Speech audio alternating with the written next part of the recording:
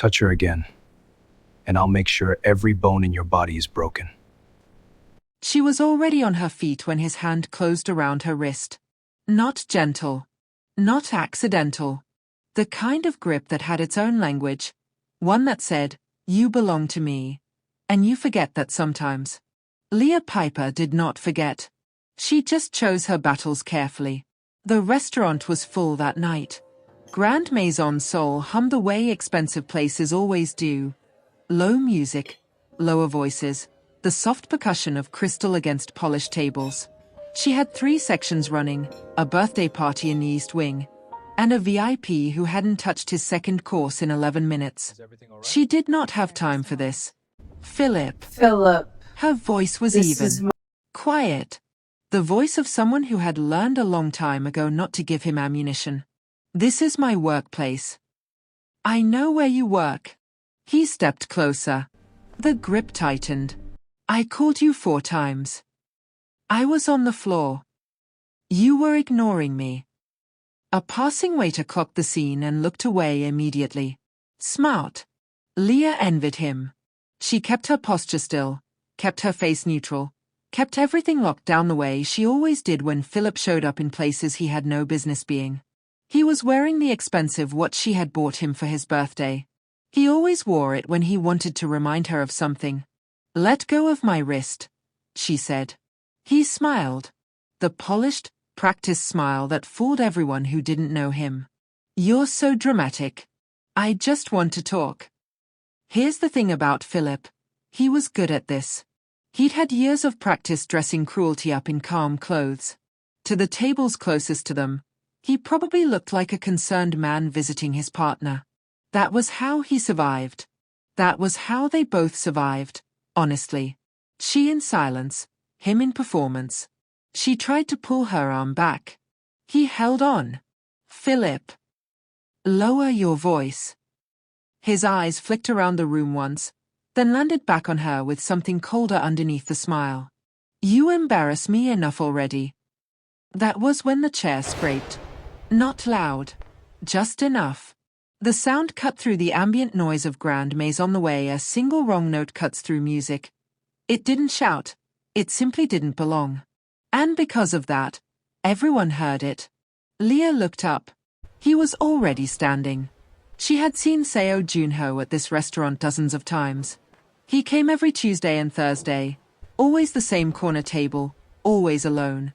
Always working on something on his laptop that he never explained and no one ever asked about. He was the kind of man who didn't require introduction. 6'2", broad across the shoulders, dark hair that he wore long and half-tied back. A few strands loose across his forehead like he hadn't entirely decided whether to be beautiful or imposing and had simply settled on both. His coat. Always a long coat, dark charcoal, well cut. He was walking toward them now. Slowly. There was no urgency in it. No display. Just intention. The kind of movement that made a room recalibrate without quite knowing why. Philip noticed. His grip didn't loosen. If anything, it tightened a fraction.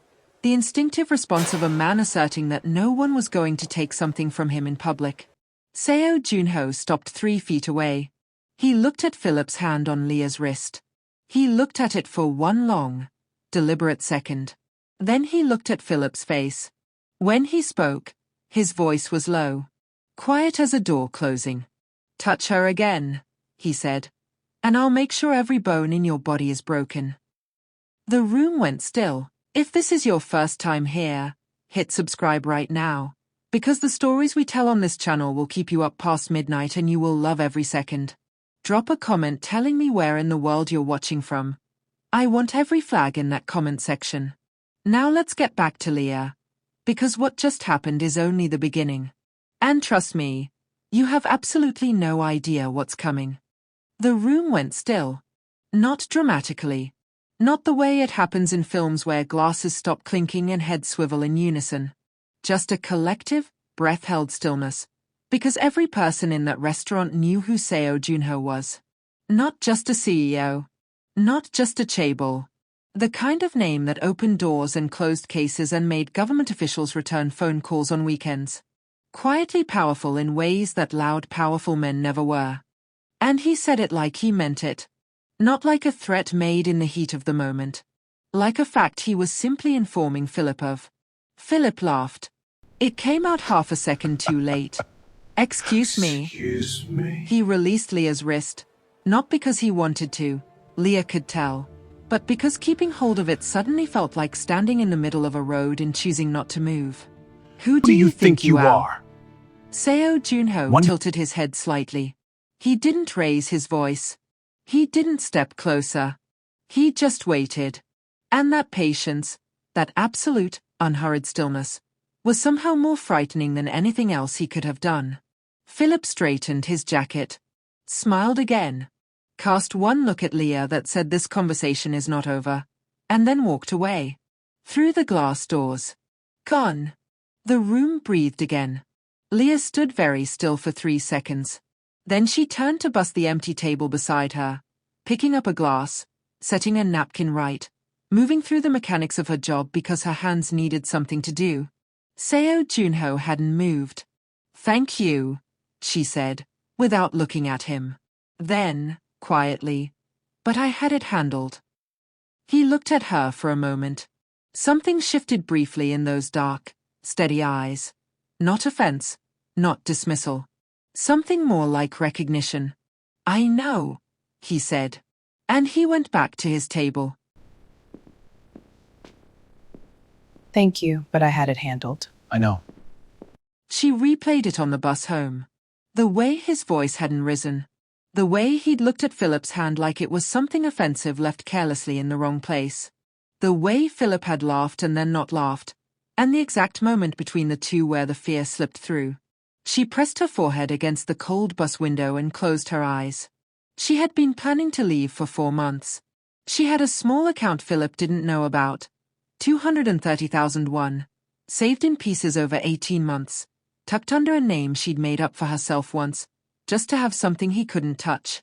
She had a folder on her phone, locked, with photographs, documents, dates and times.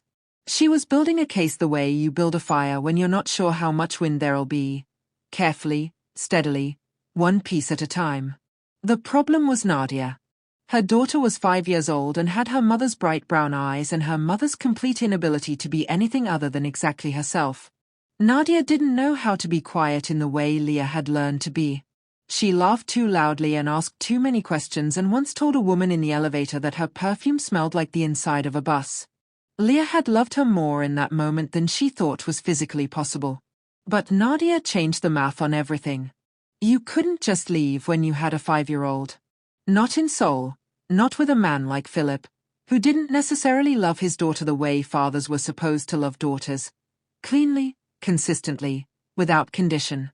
His love for Nadia was real, but it was tangled up in ownership the way all his love was. And Leah understood that a man who loved something and a man who possessed something could look identical from the outside. Leah had been a mother at 18. She had been a lot of things at 18. Daughter, disappointment, sinner, by her parents' accounting. Her father was a minister. Her mother sang in the choir and counseled young women about the sanctity of their bodies. When Leah came home at 5 months pregnant, the house had gone so quiet she could hear the refrigerator hum. They hadn't kicked her out immediately. They'd offered her an alternative. There was a man in the congregation, widower, 65, stable, discreet. Marriage would solve everything, her mother had said. He's a good man. He'll take care of you both. Leah had looked at her mother for a long time after that. Then she'd packed a bag.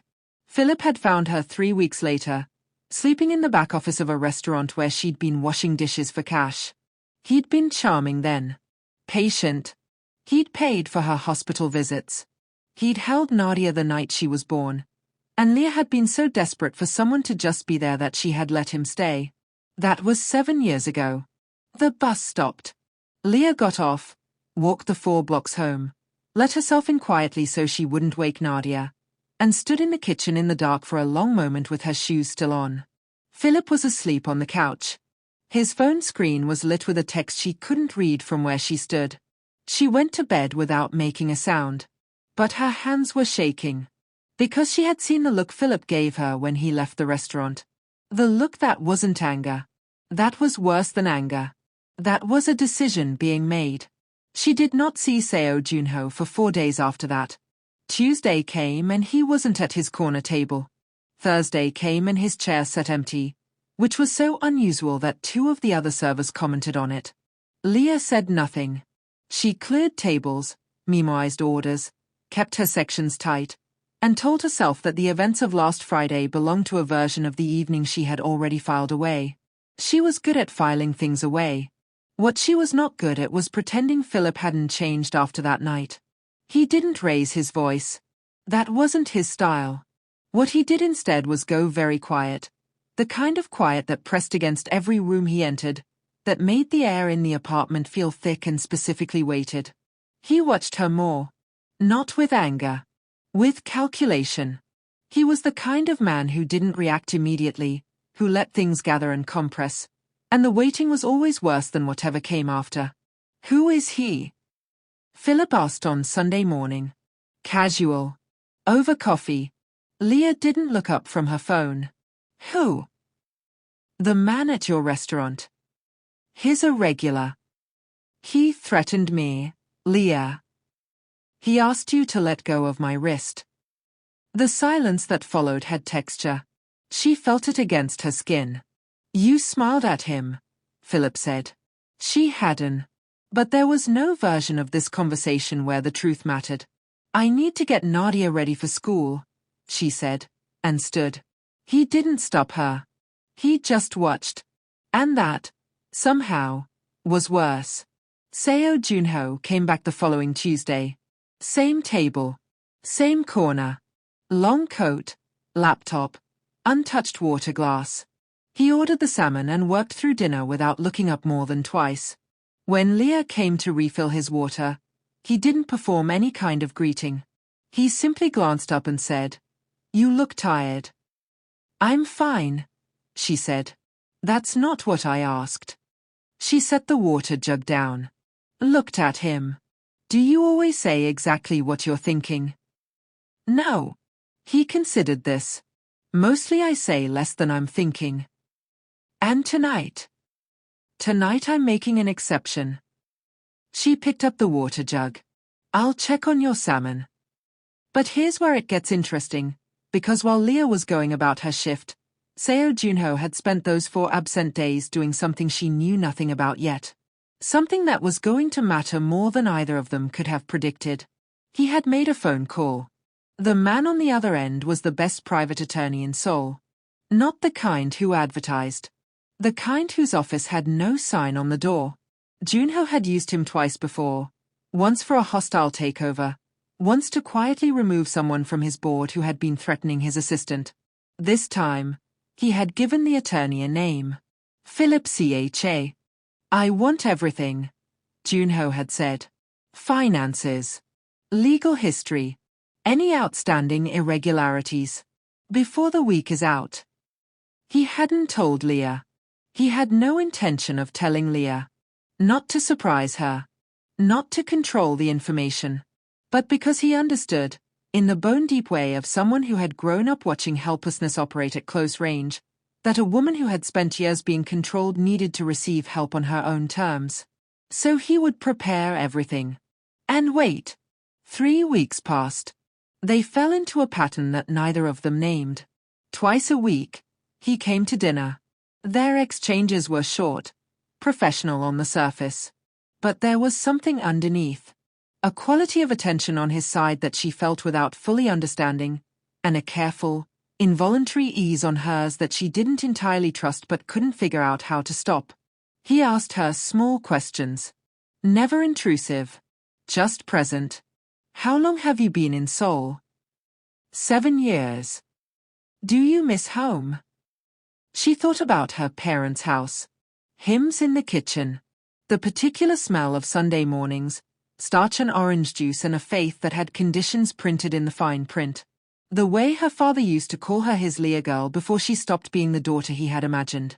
Sometimes, she said, the idea of it more than the reality. Junho nodded slowly, like he understood exactly what that meant. One evening, near the end of his dinner, a child's voice cut through the restaurant. Mama. Leah turned fast. Nadia was standing at the entrance in her school uniform, backpack still on, holding the hand of Leah's colleague Mrs. Park, who looked apologetic. Philip didn't pick her up, Mrs. Park said quietly. Leah's face didn't change. Not visibly. But something behind her eyes went cold and focused. She crossed the room and crouched in front of Nadia. Hey, baby. He forgot again, Nadia said. Not crying.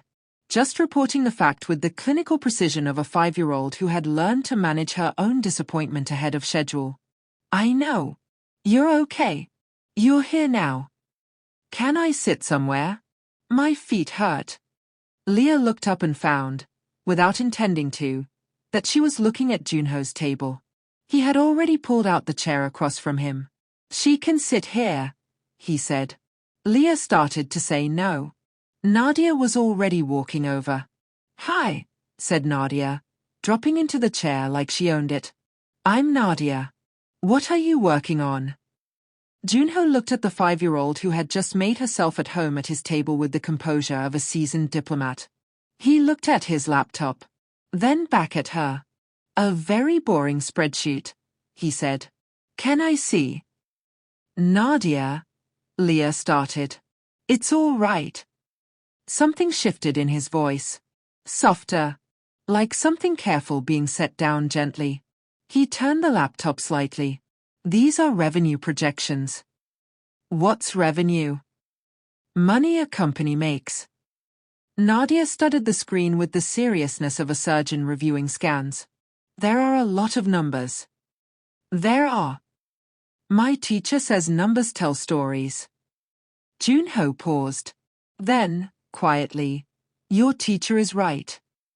Leah stood there watching her daughter talk to one of the most powerful men in South Korea about spreadsheets and stories, and felt something loosen in her chest that she hadn't realized was tight. But wait, because while Nadia was charming the CEO of M Holdings, Leah's phone was buzzing in her apron pocket. Philip. 7 times. And the 8th wasn't a call. It was a photo.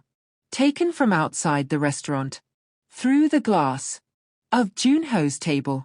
Of the 3 of them, Leah, Nadia, and Seo Junho, framed in a way that, to someone who wanted it to look a certain way, looked very much like a family dinner. Below the photo, 4 words. We need to talk. If you're still watching, you are exactly who this channel was made for. Hit that like button and subscribe if you haven't already. And drop a comment. Do you think Leah should have accepted help sooner? Or was she right to hold her ground? Tell me below. Because this story is about to take a turn you are absolutely not prepared for. She called Philip back from the staff bathroom. Steady hands. Steady voice. She had learned early that you didn't give Philip anything he could use. Not a tremble, not a sharp breath, not the particular silence that sounds like fear. Come home early, he said. That was all. She finished her shift. Collected Nadia, who left Junho's table with a solemn handshake and the information that the spreadsheet was actually kind of interesting when you think about it. She took the bus home. Philip was in the living room. No television. No phone. Just sitting. He held up the photo on his screen. Leah sat down across from him and looked at it calmly. She needed somewhere to sit. You didn't pick her up. I was in a meeting.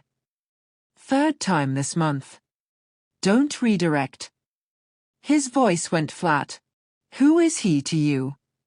A regular. He sat with my daughter. He offered a chair. That's all. Leah. He leaned forward. The polished surface cracked. Just a fraction. Just enough to show the thing underneath. You've been different. Pulling away.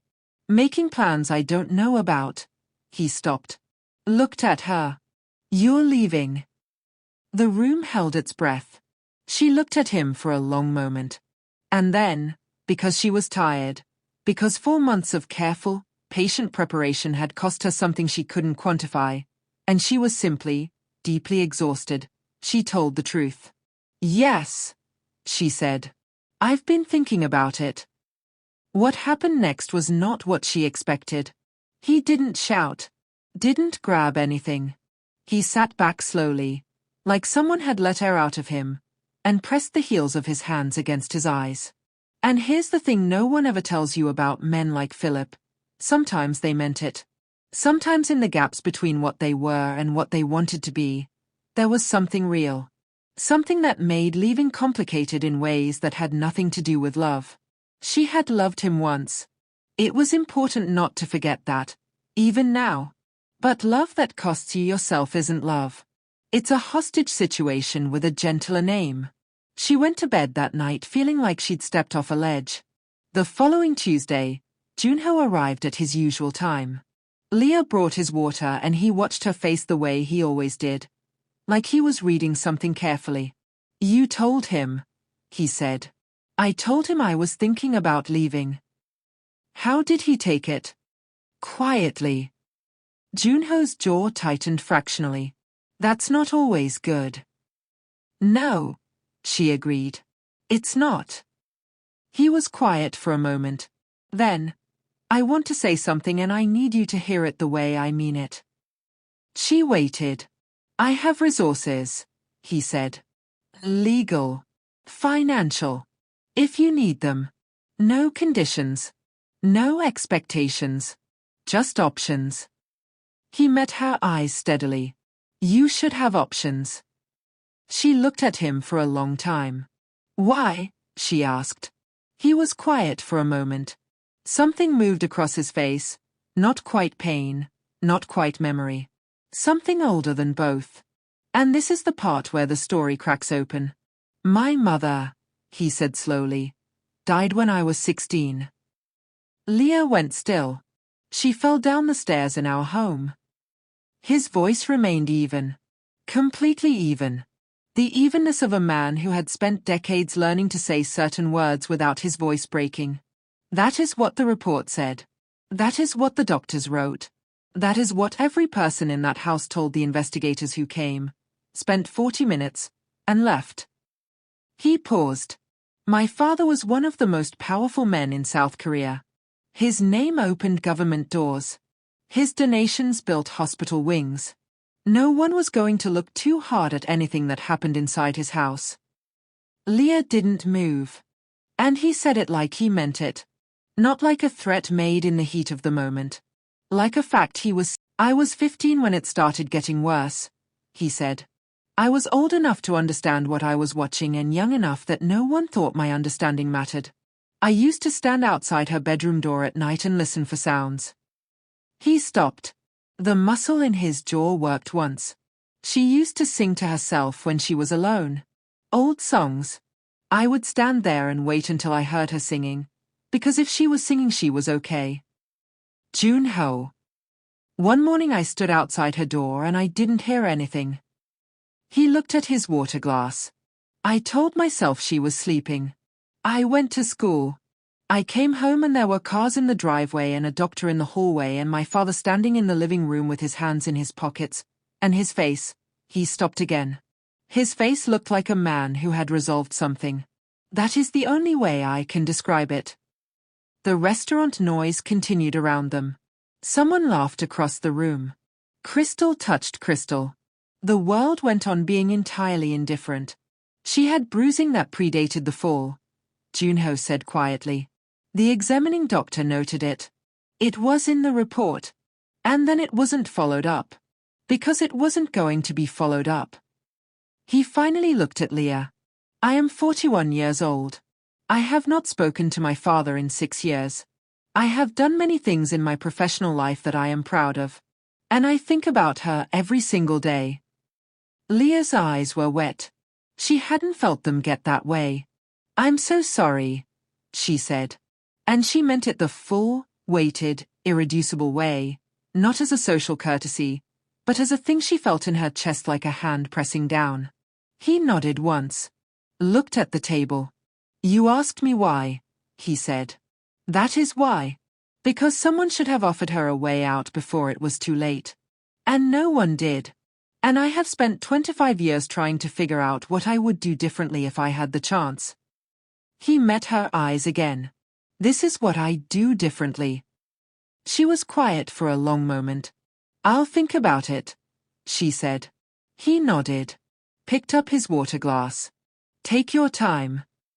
But here's where everything accelerates, because while Leah was thinking, Philip had already moved.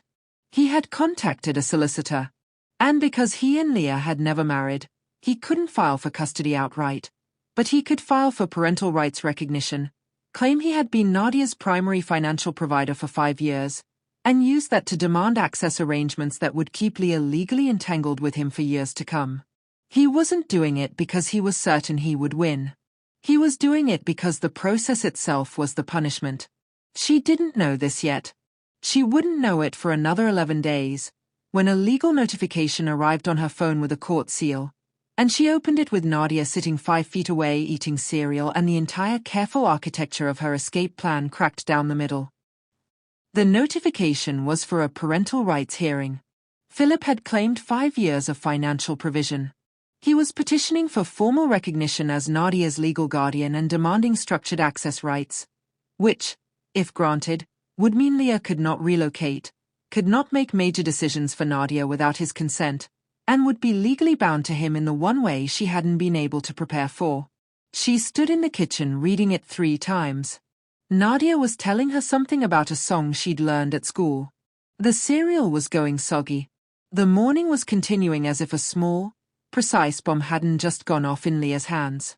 She folded the notification, slid it into her bag, made Nadia's lunch, dropped her at school with a kiss on the head that lasted half a second longer than usual. Then she sat down on the bench outside the school gate and let herself feel it. Not for long. Maybe 4 minutes. She felt the terror of it. The targeted, surgical terror of a man who knew exactly what to take. Not her body. Not her freedom directly. Her daughter. She called the number on Junho's business card. He picked up on the second ring. I need the lawyer, she said. A short pause. Not surprised. Just adjusting. Where are you? He sent a car. The attorney's name was Do Hyun-soo. Measured, precise, the kind of presence that made you feel like every word he said had been weighed before he used it. His office was in Gangnam, up 19 floors. The city spread below like a problem in the process of being solved. He read the notification. Read it again. Then looked at Leah. How long have you been documenting? 4 months. Records. Photographs. Dates. Yes. And 2 recorded conversations. That's enough to start. He set the paper down. The parental rights claim is aggressive but not bulletproof. He has provision records, yes. But provision without a formal agreement, combined with documented coercive behavior, is a very different argument in front of the right judge. He paused. Are you currently in the shared residence? Yes. He glanced briefly at Junho. Junho, who had been sitting slightly apart from the conversation with his arms folded and his face composed, spoke for the first time. There's a property. Empty. Clean. 2 bedrooms. Lease in her name. Properly documented. It establishes independent residence, which matters. I'm not going to, Leah started. It's not a favor, Junho said. It's a lease. Your name. Your terms. Documented. He looked at her directly. For the hearing, your stability matters. Your employment record matters. Where you live matters. She wanted to refuse. She had been refusing people's help so long it had become its own reflex, the armor that had gotten her this far. But Nadia was 5 and Philip had moved first, and there was no version of pride that was worth her daughter. Fine, she said. Something in Junho's expression settled. Not satisfaction. Something quieter. Like a breath held carefully for a long time finally released. The apartment was in Yongsan-gu. 7th floor. Good light. A 2nd bedroom that caught the afternoon sun. Leah walked through it alone. Junho had waited downstairs, and stood in the kitchen and breathed. It was the first time in 7 years she had stood in a kitchen and not listened for footsteps. She called him from the window. "It's good," she said.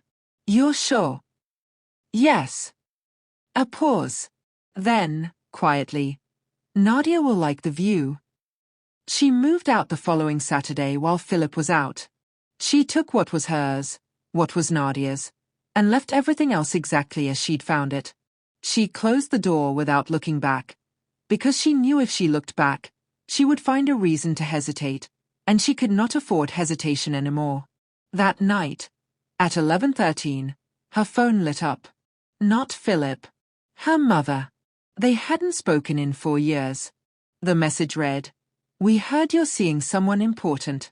We'd love to reconnect. Your father and I miss you." Leah stared at it. These were people who had heard about Seo Junho, through the tabloid piece that had run a week earlier, through the church network that spread information like weather, and had calculated that their daughter was now adjacent to money, to relevance, the kind of social currency that ministers' families sometimes coveted more than scripture. They hadn't reached out when she was broke, when she was sleeping in restaurant back offices, when she gave birth alone. They were reaching out now. She set the phone face down on the counter and went to check on Nadia. But what she didn't know yet was that Philip hadn't taken the news of her departure quietly. He had done something reckless, something that was going to bring the entire situation to a head faster than any of them were ready for. He had taken Nadia from school. Not violently. He had signed her out at pickup with his name, still listed in the school system because Leah hadn't updated the authorization list yet, because there had been so many things to update and not enough hours. He had smiled at the administrator, buckled Nadia into the car, and driven. When Leah's phone rang at 4:47 and the school's number appeared on the screen, she already knew. She called Junho.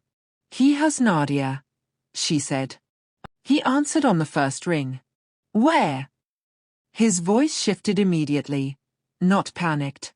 Something harder and colder underneath the composure. "I don't know. He signed her out of school. His number goes to voicemail." She was already moving, already pulling her jacket on, already doing the calculations of where Philip went when he wanted privacy. "I'm going to the old apartment.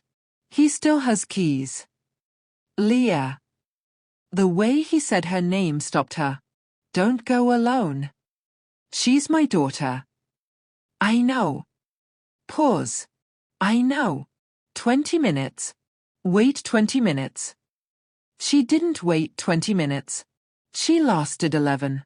She was in a cab when Philip finally picked up. "Where is she?" No preamble.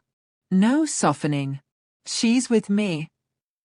His voice was careful in the way it got when he was managing something. "She's fine. We're having dinner." "Philip." "I'm her father, Leah."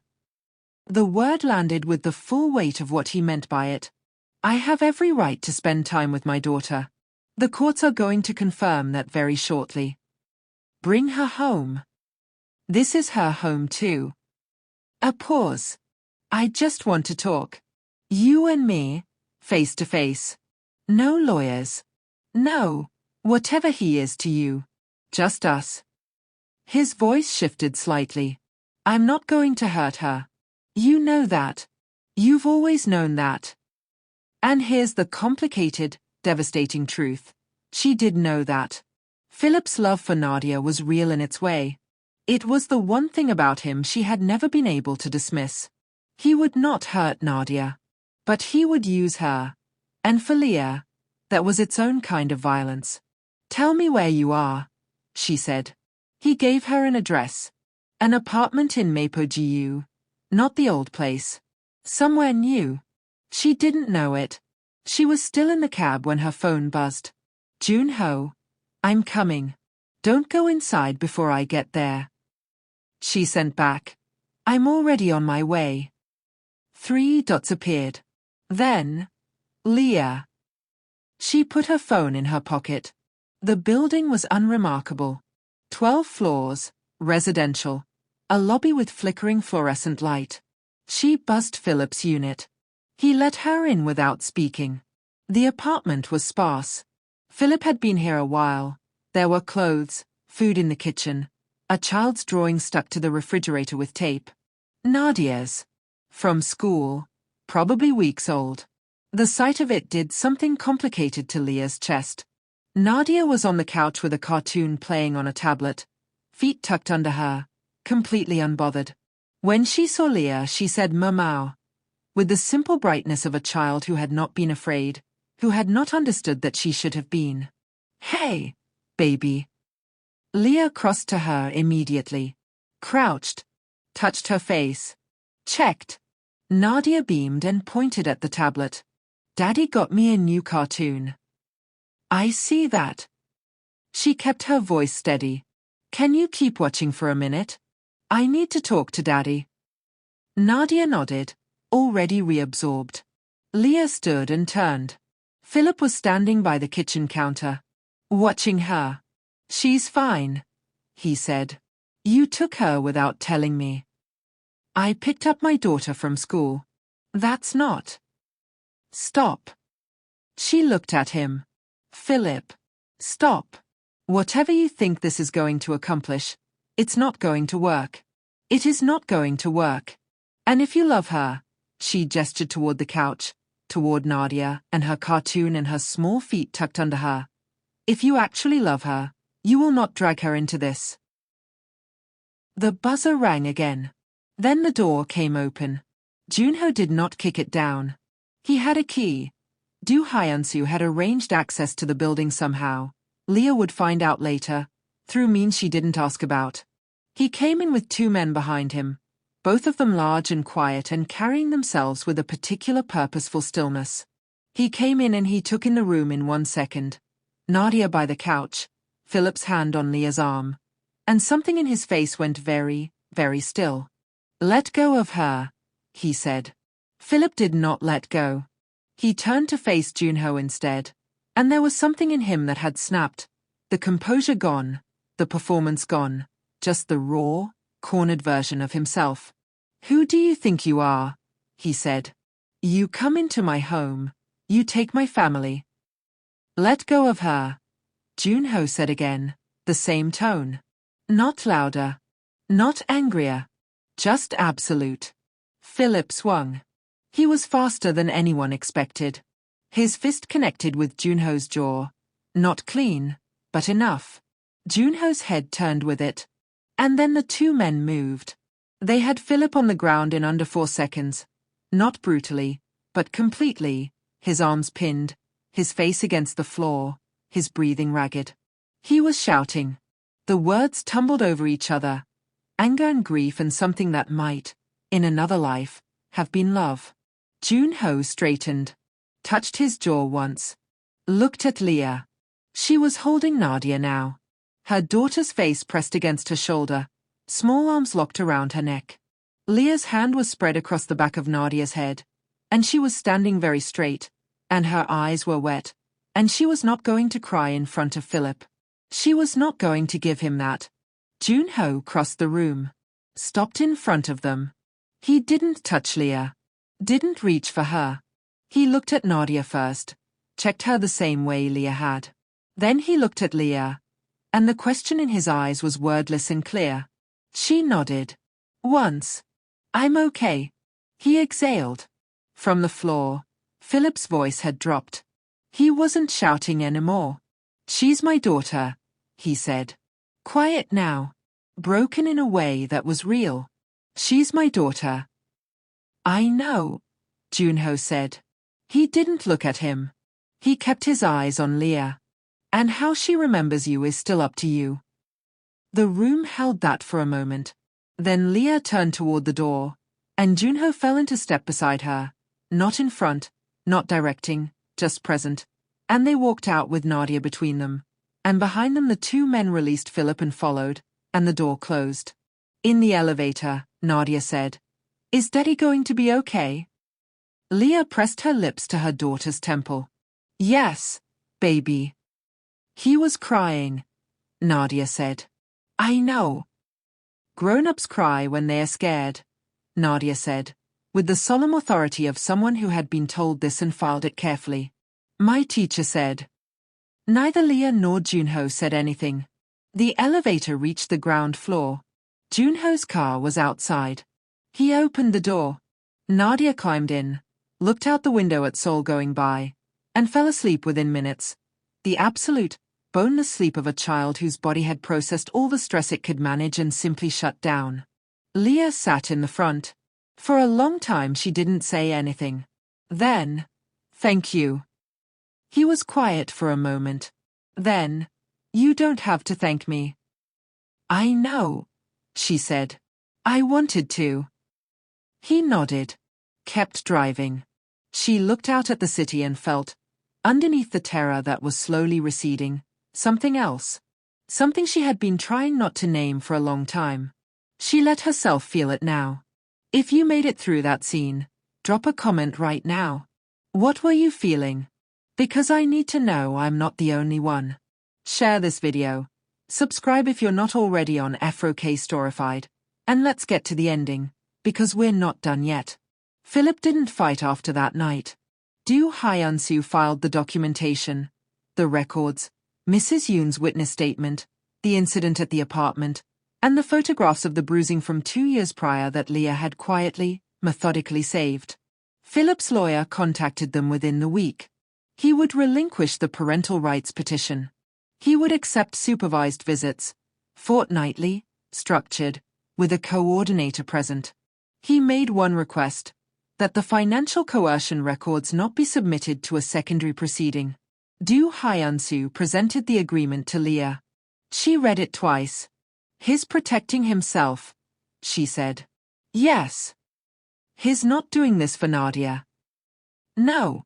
She looked at the document for a long moment. And then she signed it. Not because she forgave him. Not because she trusted him. But because Nadia deserved a future that wasn't defined entirely by what her father had done. And Leah was not going to be the one who made hate her daughter's inheritance. That was what love looked like sometimes. Not warm. Just right. She sat in Do Hyun-soo's office after he left the room and she laughed. A short, startled sound that surprised her. Because it was over. Because she had survived it. Because 7 years had compressed themselves into a signature on a clean white page in a quiet office in Gangnam, and Seoul was bright outside the window, and she was still here. Her phone lit up. Her parents. Again. This time a video call request. She stared at it. Then she accepted. Her mother's face filled the screen first, older than Leah remembered, same careful hair. Same eyes that were always calculating something behind whatever expression they were presenting. Her father appeared a moment later. Minister's collar. The particular dignity that men in his position wore like a second skin.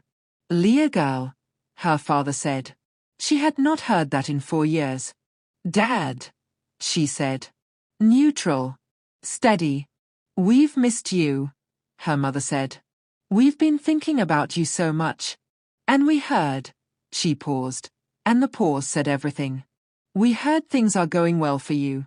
That you're doing well." "Things are going well," Leah said. "We'd love to reconnect. Your father and I talked about it and we think." "I know what you think," Leah said. Her mother blinked.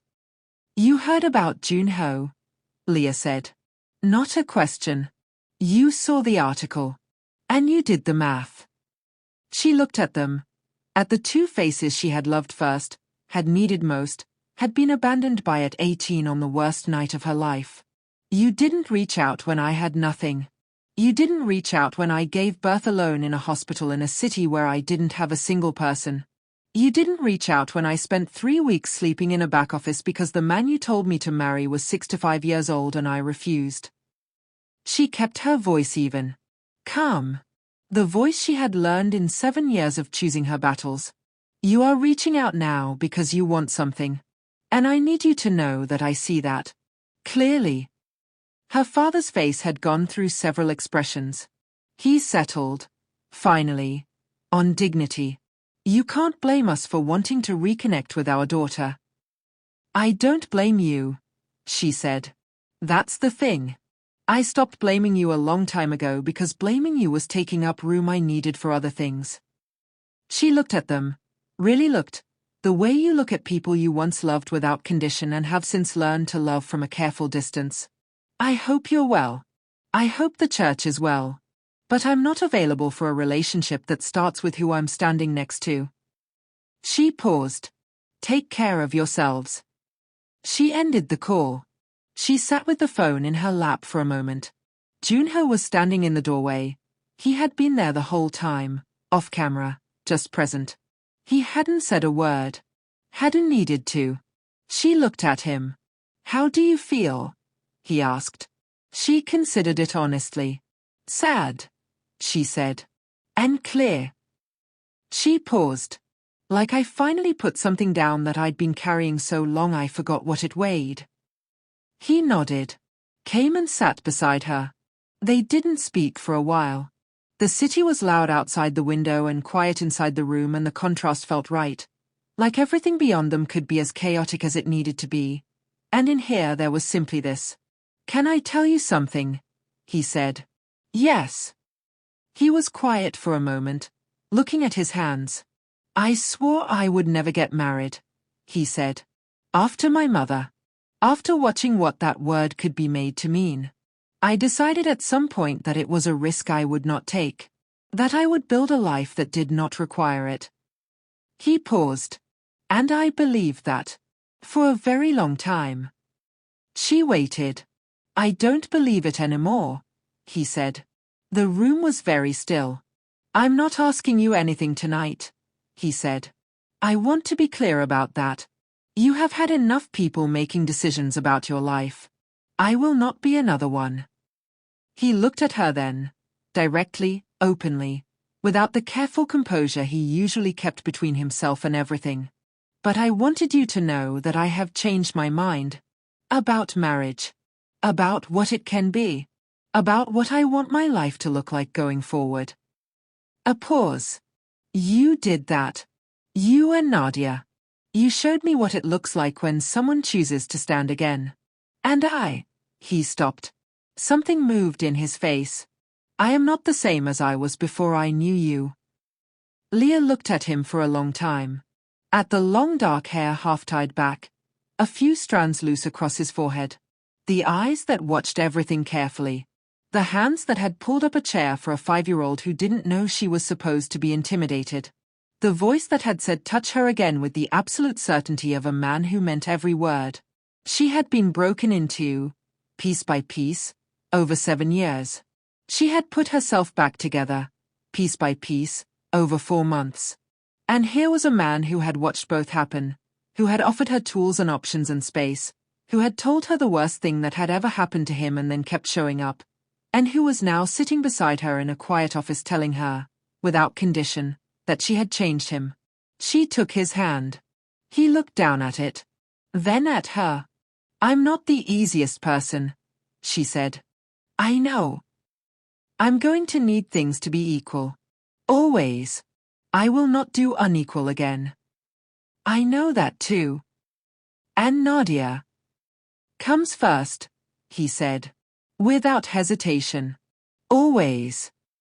She nodded slowly. Then I think, she said, we'll be okay. He turned his hand in hers. Held it. They sat like that for a long time. 3 months later, on a Tuesday evening, Junho came to dinner at the apartment in Yongsan-ji-yu. Nadia set the table with 4 places, the 4th for the rabbit, and informed Junho that she had a new spreadsheet she'd made at school and she wanted him to check if the numbers were right. He sat down and looked at it with the seriousness it deserved and told her that one column was slightly off, and she said I knew it with enormous satisfaction. After dinner, Nadia fell asleep on the couch. Junho and Leah sat at the kitchen table with tea and the comfortable quiet of 2 people who had learned that silence didn't have to mean anything was wrong. I have a question, he said. She looked at him. He reached into his coat pocket, set something on the table between them. Small, simple. A ring that was not excessive but was exactly right in the way that things chosen carefully always are. I told you I changed my mind about marriage, he said. I meant it. And I've been thinking about how to ask you this in a way that didn't feel like pressure, And I've come to the conclusion that there is no way to ask someone to marry you without it being a little bit terrifying. He looked at her. So I'm just going to ask. She was already smiling. She couldn't help it. Will you? He said. She looked at the ring. Looked at him. Looked at her daughter asleep on the couch with one arm around the rabbit and the other hanging off the cushion in the loose, total way of a child who feels perfectly safe. She thought about a bus stop in the rain at 18 with a bag and nowhere to go. She thought about a hospital room where she had held a tiny person and promised her, silently and completely, that she would figure it out. She thought about 4 months of careful savings and locked phone folders and a woman named Mrs. Yoon who had written things down just in case. She thought about a chair scraping across a restaurant floor. She thought about a man who had said you should have options and meant it every single time. Yes, she said. He exhaled, a full, quiet, real exhale. And she realized he had been afraid she'd say no. This powerful, composed, controlled man had been afraid. She laughed. Were you nervous? She said. Extremely, he said. She leaned forward and kissed him. Quiet, unhurried. The kind of kiss that doesn't need to prove anything. When she pulled back, he was looking at her the way he always looked at her. Like she was something he was still reading carefully. Like he intended to keep reading for a very long time. From the couch, Nadia said, without opening her eyes. Did he ask? They both turned. One eye cracked open. She looked at them. Mrs. Park told me he was going to ask, Nadia said serenely. I've been waiting. Leah stared at her daughter. You knew? Mrs. Park said he bought something small. She saw it in his pocket. Nadia yawned enormously. Did you say yes? Yes, Leah said. Nadia closed her eye again. Good. He checked spreadsheets properly. A pause. And his quiet. Quiet people are interesting. She was asleep again in seconds. Junho looked at the ceiling. Leah covered her mouth. Laughing. Truly, fully laughing. The kind that comes from somewhere deep and unguarded.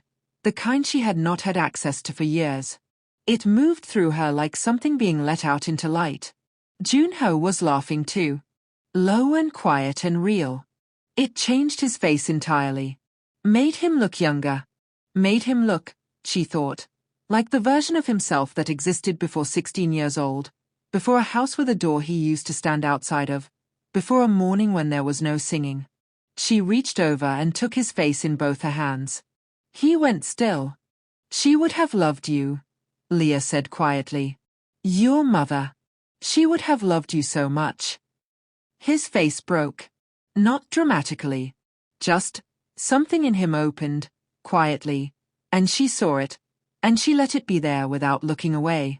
He pressed his forehead against hers and they sat like that, in the kitchen in Yongsunjiu, with Seoul going on outside and Nadia asleep with her rabbit on the couch and a ring on the table between 2 cups of tea.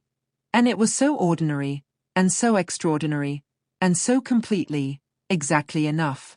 The man who had once said he would break bones to protect her was now the man who waited for her to take his hand first. And she had taken it. That was the whole story. That was always what it was about. If you made it all the way to the end, you are my people, and I love every single one of you. Drop a comment right now and tell me the moment this story got you. Was it the restaurant? The apartment? That ending? I want to know. Share this video with someone who needs a story tonight.